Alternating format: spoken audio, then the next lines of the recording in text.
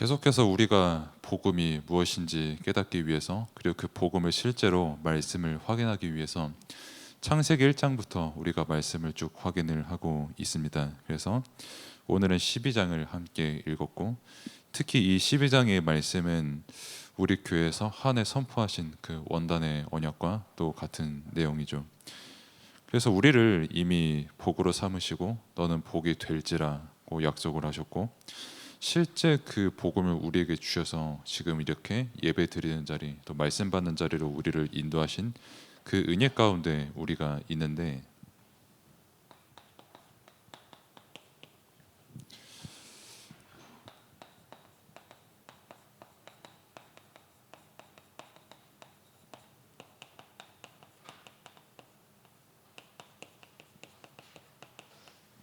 너희는 세상의 소금과 빛이다, 이렇게 말씀을 주셨죠.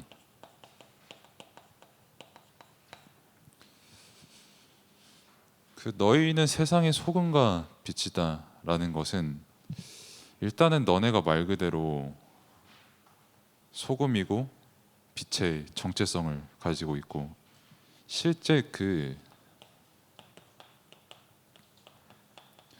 역할을 할 사람으로 우리를 부르셨다는 것입니다.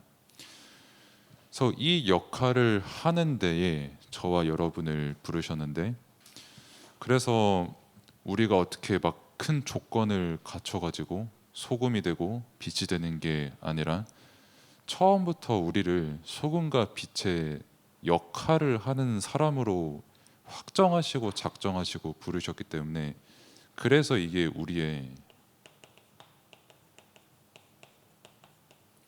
정체성이 되는 것이죠.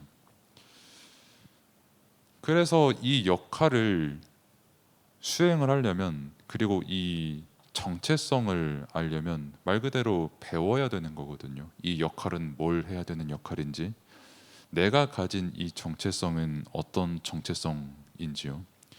그러니까 뭐 요즘에 아시안컵을 계속 보고 있는데, 뭐 상대방 국가의 어떤 분석도 하잖아요. 저 선수는 이게 장점이고 이게 단점이다, 저 국가는 이런 국가다, 언제 뭐 우승했고, 뭐 이 선수의 뭐 몸값, 뭐 연봉은 어느 정도다, 감독의 전술은 뭐구나 하고, 다 그래서 역할을 분석하고 그 사람과 그 국가의 정체성을 계속 분석을 하는 겁니다. 그래야지 그 상대에 대해 알 수 있고 이길 수가 있는 거거든요. 마찬가지로 여러분들이 여러분의 소금과 빛의 역할을 배워야 되고, 이것을 통해서 여러분들의 정체성을 배워야 말 그대로 여러분들이 실제 뭘 해야 되는지에 대해서 알 수가 있는 겁니다. 그러면은 이거를 어디서 배우냐라고 했을 때, 그래서 여러분들이 계속 말씀을 받는 거예요. 내가 이런 역할을 할 렘넌트구나, 내가 이런 역할을 한 소금과 빛의 역할을 할 렘넌트로 하나님께서 나를 그렇게 삼으셨구나 라고 말씀을 통해서 계속 확인하는 겁니다. 그리고 말씀을 통해 깨닫고 배우고, 예배와 교회를 통해서 실제 이 역할에 대해서 여러분들은 계속 배워나가는 겁니다. 그러면 뭐 우리는 학생이니까 배우고 뭐 교사님들은 안 배우나요? 라고 하는데, 저도 날마다 공부하고요, 저도 날마다 말씀을 통해서 배우고, 하나님께서 깨닫게 하시는 거는 우리가 죽기 전까지는 끊임이 없거든요. 사실 평생 동안 나도 마찬가지로 이것을 통해서 배우고, 아, 내 역할이 이거구나, 오늘의 내 역할은 이거구나, 나의 정체성은 정말 이게 맞구나라고 계속 삶을 통해 확인을 하는 겁니다. 그래서 여러분들이 이 역할을 수행하는 데 있어서 예배도 물론이거니와 교회가 너무 중요한 거예요. 그래서 여러분들도 마찬가지로 사회에서 어떤 역할을 수행을 하기 위해서 지금 여러분들 학교에서 공부를 하잖아요. 그리고 공부를 하는 와중에 예배도 같이 드리고 있잖아요. 공부하고 여러분들의 생각도 있고 진로도 있고 가정도 있는 와중에 지금 교회에 왔다는 말이죠. 그래서 반드시 포럼이 필요한 거예요. 다시 말해서 좀 더 쉬운 말로 하면은, 끊임없이 여러분들 교사님들과 소통해야 됩니다. 내 진로가 이렇다. 내 생각은 어떻다. 나의 상태는 어떻다. 뭐 예를 들면 난 뭐 다음 주에 뭐 어디를 뭐 떠난다. 뭐 어디 간다. 끊임없이 소통해야 됩니다. 그래야 여러분들의 역할이 진짜 뭔지, 여러분들의 정체성이 뭔지 계속 배울 수가 있는 거예요. 그렇기 때문에 실제 그 속에서 말씀은 사실 되게 간단하거든요. 어떻게 보면은.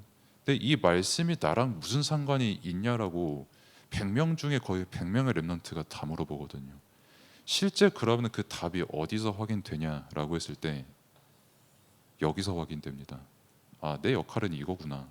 학교에서 내가 이 정도 하는데 나의 달란트는 이건데 나의 정체성은 이건데 하나님께서 나를 소금과 빛으로 부르셨는데 뭐 예를 들어서 그림을 잘 그리면은 내가 그림 그리는 일로도 얼마든지 이 일을 할 수가 있구나라고 이것을 통해서 확인이 되는 거예요.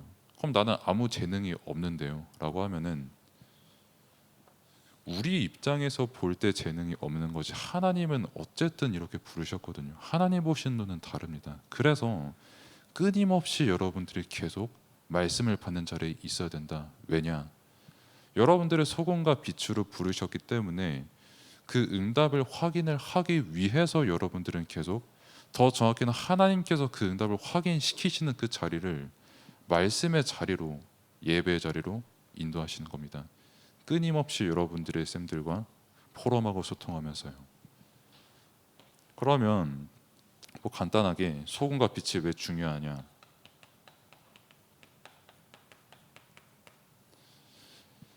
소금은 다들 아시겠지만 너무 중요한 게 일단 소금이 없으면 일단 점심에 라면을 못 먹습니다. 라면을 못 먹으면 일단 배고프거든요. 그럼 삶이 사라지질 않아요. 배고프기 때문에. 특히 저 같은 경우는 한 공복의 상태가 한 6시간 정도 유지가 되면은 되게 성령 충만했던 것도 되게 악령 충만해지기 시작했거든요. 두 건 들여도 짜증나고 아이씨 하면서 빨리 밥 먹고 싶다고 밥 먹으면은 갑자기 되게 잠 오고 자고 막 그런 어떻게 보면 되게 동물과 흡사한 그런 패턴을 제가 가지고 있는데 그런 면에서 일단 소금이 너무 중요하고요. 다들 아시겠지만 사실 소금이 없으면 일단 이 분필도 못 만들고요. 소금이 없으면은 칠판도 못 만듭니다. 이 페인트 원료의 칠판이 어쨌든 소금이 들어가기 때문에 한마디로 소금이 없으면 세상에 거의 아무것도 못 만듭니다. 그리고 먹는 것도 그렇고 영양도 그렇고 그리고 빛도 마찬가지죠. 빛이 없으면 일단 여러분들 뭐 낮에도 마찬가지겠지만 밤에 매우 심심하거든요.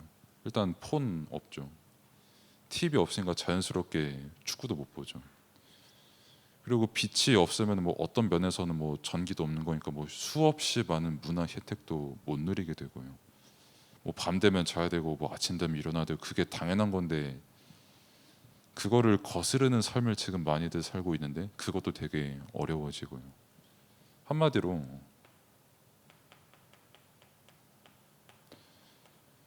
반드시 필요한 게 소금과 빛입니다. 소금이 없으면 이제 뭐 그 맛을 잃게 된다라고 말씀을 마태복음 5장에 주셨으니까 소금이 없으면 일단 당연히 맛을 잃고 라면을 못 먹으니까요. 그리고 쉽게 썩고 부패하게 되겠죠. 그리고 빛이 없으면 당연히 어둠만 가득한 세상이 되겠죠. 당장에 이 불 다 끄면은 생각보다 굉장히 어둡습니다. 지금 이 본당도 그렇게 썩고 부패할 수밖에 없는 현장 그리고 어둠이 가득한 내가 있는 모든 곳인데 거기서 나와 여러분들이 할 역할이 뭐냐는 거예요. 똑같이 빛 없는 어둠 속에서 살 것이냐 똑같이 지금 뭐 겉으로는 번지르르 하지만 속으로 썩어 문드러져 가고 있는 그 세상 속에서 똑같이 그렇게 살아갈 거냐 아니면 하나님께서 우리를 이렇게 부르셨다는 그 분명한 사실을 일단 믿고 그 역할을 내가 어떻게 해야 되는지 매 순간 말씀과 예배와 교회와 모든 소통을 통해서 그 응답을 누리게 될 것이냐 그것을 지금 우리에게 말씀하신 겁니다. 그래서 우리에게 소금과 빛이 되라가 아니라 빛이니라고 말씀을 주셨거든요. 그래서 우리는 확신할 수가 있는 겁니다. 그리스도께서 함께 하시니까. 내가 막 빛이 되어야 돼, 막 원피스 만화처럼 뭐 악마 열매 먹고 막 빛 막 쏴야 돼, 이게 아니라 이미 우리를 그렇게 부르셨다라는 그 확신이 말씀을 통해 계속되게 확인이 될 수밖에 없는 거예요. 그래서 다시 또 말씀드립니다만 끊임없이 여러분들의 교사님들과 소통하세요. 진짜 내 생각 맞나? 진짜 내가 할 역할이 이게 맞나? 진짜 내가 가질 학교에서 가질 정체성이 그냥 이게 맞나? 라고요. 그러면서 이제 본론을 보면은 아브라함은 여러분들이 다 알 겁니다. 뭐 이제 간혹 가다가 뭐 이삭의 아빠가 이삭의 뭐 아들이 아브라함이다 이렇게 헷갈릴 수는 있어도, 근데 아브라함이라는 이름은 그 여러분들이 다 들어보셨을 거고, 교재 그리고 주보 이제 뭐 어디로 가냐, 가라고 한 땅은 어디냐라고 했을 때 이제 뭐 가나안 땅으로 가라고 하셨는데, 쉽게 말해서 그리스도께서 오실 땅에 대해서 약속을 하신 거죠. 그리고 실제 여기서 지금 우리가 믿고 있는 예수 그리스도께서 오셨고요. 사실 쉽게 말하면은 아브라함의 고향이 뭐 갈대아 우르라는 곳인데, 여기서 말하는 고향이요. 뭐 사도행전 7장에서도 나오지만은 뭐 그때 당시 여러분들이 역사책을 통해서 한 번쯤은 배웠을 수메르 문명이나 메소포타미아가 여기에 해당이 되죠. 그래서 이제 하나님께서 아브라함에게만 말씀을 주신 게 아니라 아브라함 아빠 뭐 데라부터 해가지고 말씀을 다 한 가족에게 주셨어요. 거기 떠나라. 그리고 메시아가 올 땅으로 가라. 해가지고 일가족이 데라를 포함해서 다 떠납니다. 떠났는데 데라가 이제 중간에 하란이라는 곳에 또 머물다가 거기서 죽거든요. 그러니까 뭐냐면은 하나님께서는 가나안을 말씀을 하셨거든요. 근데 가나안이라는 이 언약, 하나님께서 우리에게 주신 그 길을 제외하고 메소포타미아든 뭐 하란이든 뭐 어딜 가든 어느 현장을 가도 전부 우상 숭배합니다. 내가 있는 그 고향을 떠나도 결국 하나님께서 가라고 하신 가나안에 안 가면 똑같은 우상 숭배하는 다른 곳밖에 안 되는 거예요. 장소도 초월하고 시대도 초월합니다. 어디든 모든 곳은 결국 우상 숭배합니다. 반드시 꼭 기억해야 돼요. 그러면은 뭐 지금 21세기에는 우상 숭배 안 하냐라고 했을 때 당장 다음 주에 명절이거든요. 그럼 명절에 우상 숭배 안 하냐? 우리나라 겁나 많이 하거든요. 축제도 많죠. 뭐 우상 숭배 뭐 가문 전통도 많죠. 제사도 어마어마하게 많죠. 따지고 보면은 떡국 먹는 그것도 사실 최고 우상 숭배 문화 중 하나죠. 없는 데가 없어요. 뭐 데라가 뭐 거기 뭐 바벨탑에 잔재가 남아 있는 그 동네를 떠났다. 그러면 뭐 나 이제 우상 숭배 안 하는 거예요. 이게 아니라 하나님께서 약속하신 그리스도가 있는 거기가 아니면 어딜 가든 우상 숭배라는 겁니다. 그래서 반드시 이 믿음이 우리에게 오직이 되어야 되고, 다섯 가지 축복이 거기 교재에 안 나와 있을 거예요 아마. 그 언약적, 근원적, 대표적, 기념비적, 불강력적. 오늘은 좀 필기를 합시다. 언약적, 근원적, 대표, 기념비, 불강력.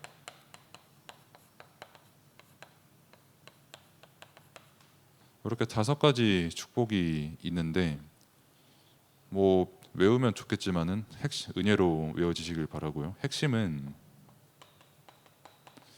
이 축복을 주시고 아브라함을 불렀다는 겁니다. 그리고 이 축복을 가진 게 우리의 정체성이라는 거예요. 이 축복을 너희들에게 줬으니까 그 역할을, 이거를 말씀으로 확인을 하고 그 역할, 소금의 빛과 역할을 너희가 지금 하라는 겁니다.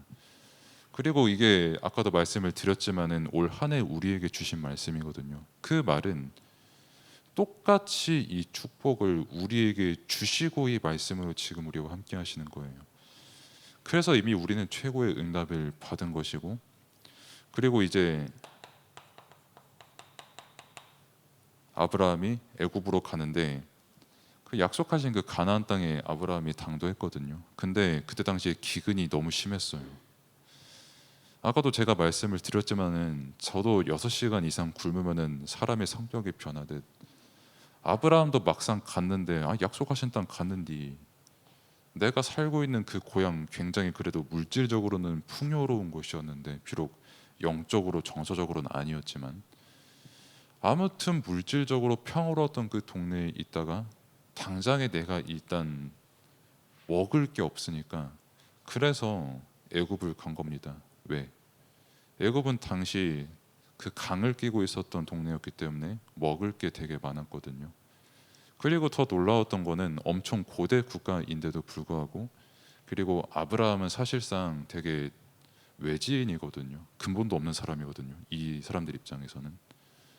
그런데 와가지고 먹을 거를 줄 만큼 아까도 교사 예배 때도 말씀드렸지만 소위 말해 복지가 넘사였어요. 어마어마한 복지 시스템을 가지고 있던 국가였습니다. 먹을 거 주죠. 그리고 뭐 아브라함의 아내지만은 아브라함의 누이라고 속였던 사례가 있었는데 우선 여러분들이 이제 뭐 강대국이다, 강한 나라다라고 하면은 그냥 뭐 누이든 뭐든 그냥 약탈하고 예쁜 사람이구나 하고 뺏어 오잖아요. 굉장히 젠틀하게 예물도 주고 진짜 뭐 가족으로 맞이해도 되겠냐, 함께 하자 할 만큼 되게 문화나 정서가 엄청 발달한 도시였어요. 그러니까 아브라함 입장에서 가나안보다 난 그냥 애굽이 더 좋은 것 같은데 라고 여기서 이제 자신의 역할과 정체성이 다 흔들리는 겁니다. 그래서 여기에 흔들리기 때문에 그래서 결국 아브라함이 뭘 못하냐, 소금과 빛의 역할을 못하게 되는 거예요. 그래서 결론은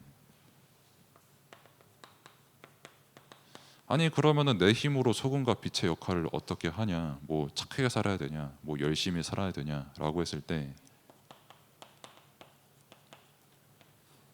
믿음이 결국 가장 중요합니다. 이것도 은혜로 오는 것이고요. 그래서 계속 삶 속에서 끊임없이 기도가 되어져야 됩니다. 사소한 거 하나조차도 하나님 정말 이게 맞습니까? 라고 소통이 되는 그 기도가 여러분에게 있어야 되는 거예요. 기도가 되냐 안 되냐에 따라서 물론 여러분들이 하나님의 자녀란 정체성은 변함이 없습니다만 이 기도의 내용을 실제 여러분들이 누리고 있냐 아니냐에 따라서 그냥 뭐 사회가 정해주고 세상이 정해주는 뭐 그냥 역할 적당히 감당하고 그냥 뭐 적당히 공부 잘해가지고 필요한 사람이 될지 아니면 그것을 한참 뛰어넘어서 내가 있는 곳에 사람을 살리는 소금과 빛의 역할을 하는 사람이 될지는 결국은 여러분들에게 이미 다 와 있는 축복을 기도로 얼마만큼 누리냐에 따라 달린 거예요. 그래서 또 소통을 하라는 겁니다. 내가 가려고 하는 길, 내가 하려고 하는 학업과 뭐 진학이나 진로나 모든 부분에 있어서 소통하라는 겁니다. 나는 이렇게 기도했다. 선생님은 어떻게 기도하시냐? 뭐 준목님은 그럼 어떻게 기도하시냐? 그럼 말씀에서 과연 뭐라고 답하시냐? 그게 아니면 결국 아까 말씀드렸던 데라처럼 똑같이 우상 숭배하는 데 있다가 다른 우상 숭배하는 동네 가서 그냥 죽는 거예요. 여러분들이 이 역할과 정체성을 받았음에도 불구하고요. 그래서 정말 이 언약이 여러분들에게 믿음으로 붙잡히는 예배 시간 되기를 바랍니다. 기도하겠습니다. 하나님 은혜에 감사를 드립니다. 우리를 소금과 빛의 역할을 할 하나님의 자녀로 부르셨고 그 증거로 그리스도께서 지금 이 시간 우리와 함께 하시는 은혜에 감사를 드립니다. 어둠에 빠져 있고 또 썩어 문드러져가는 저 현장을 살릴 수밖에 없는 렘넌트의 정체성을 온전히 누리는 모든 렘넌트들 될 수 있도록 하나님께서 은혜를 베풀어 주옵소서. 세상에 많은 서밋들이 있지만 영적 서밋이 없으니 어느 현장을 가도 영적 서밋의 역할을 온전히 할 만큼 기도로 충만하고 예배로 충만하고 말씀에 충만한 렘넌트들 다 될 수 있도록 하나님께서 은혜를 베풀어 주옵소서. 예수 그리스도 이름으로 기도드립니다. 아멘.